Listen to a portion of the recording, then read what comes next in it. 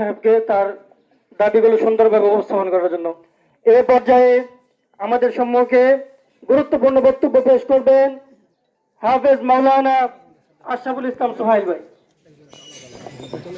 আলহামদুলিল্লাহ ওয়া কাফা ওয়া সালামুন আলা ইবাদিহি আল্লাযীনা ইসতাফা আম্মা বা'দ ফাআউযু বিল্লাহি মিনাশ শাইতানির রাজীম বিসমিল্লাহির রহমানির রহিম ولا تقولوا لمن يقتل في سبيل الله أموات وقال النبي صلى الله عليه وسلم الجهاد ماض إلى يوم القيامة أو كما قال عليه الصلاة والسلام সম্মানিত মুসলিয়ান কিরাম, সম্মানিত তাওহীদি জনতা, আজকে আমরা সকলে এক হয়েছি কারণ আমরা এক আল্লাহর গোলাম। ঠিক কিনা বলে? আমরা সকলে এক প্ল্যাটফর্মে এক হয়েছি, আমরা এক নবীর উম্মত। ঠিক কিনা বলে? আমরা সকলে এক প্ল্যাটফর্মে একত্রিত হয়েছি, আমরা এক কোরআনের বিশ্বাসী। ঠিক কিনা বলে? এই জমিনে, আল্লাহর জমিনে ইহুদিবাদিত্বের কোনো ঠাঁই থাকবে না। কিনা বলে? এই জমিনে মুসলমানদের বিজয় হবে ইনশাআল্লাহ। আল্লাহর কসম খাচ্ছি, ফিলিস্তিন বিজয়ী হবে, মুসলমানদের বিজয় হবে, এই দেশের মধ্যে কোরআনের শাসন কায়েম হবে ইনশাআল্লাহ।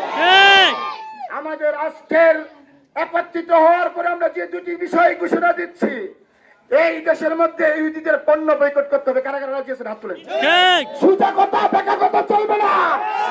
এই কাটকাল বাজারের মধ্যে ইহুদি পণ্য চলবে না। কি হয়? সবাই রাজি আছেন তো? ইহুদি পণ্য আমরা সকলে বয়কট করব। যারা বয়কট করবে না তাদের কথা বয়কট করবে কিনা?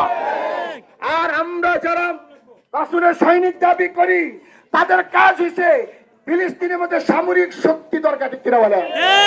আমরা এখন থেকে আমরা সকলে নিয়ত করে নেই, আমরা শহীদি তামান্না নিয়ে আমরা সকলে নিয়ত করে শহীদ হওয়ার জন্য কার কার নিয়ত আছে ফিলিস্তিন গিয়ে তুলে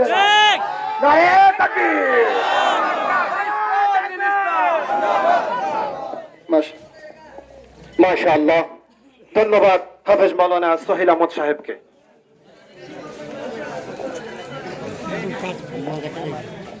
সংগ্রামী তাওহীদ